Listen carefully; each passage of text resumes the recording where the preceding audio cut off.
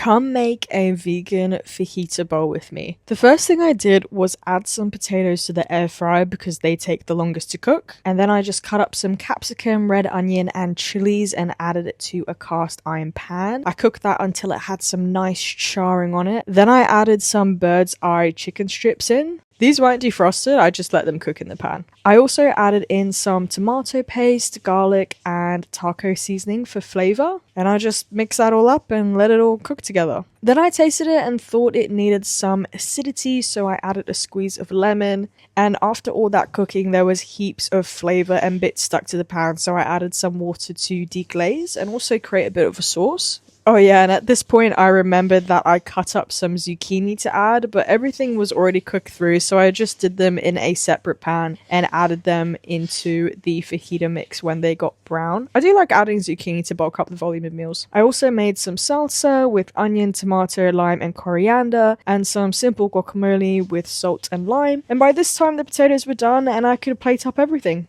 This was definitely one of the more time-consuming dinners I've made. It's not a hard recipe, but there's just so much chopping and a few different components. It's all worth it in the end though. I served Connor's portion up in some tortillas, and this is what he thought. They were quite delicious. They were spicier than I expected. However, the citrus did cut through a lot of the spice, and so did the guac. And it was a lot of food, but I felt very satisfied at the end. And my bowl with the potato was really tasty too, and so filling. I was like proper stuffed after this, but wow, it was so worth it.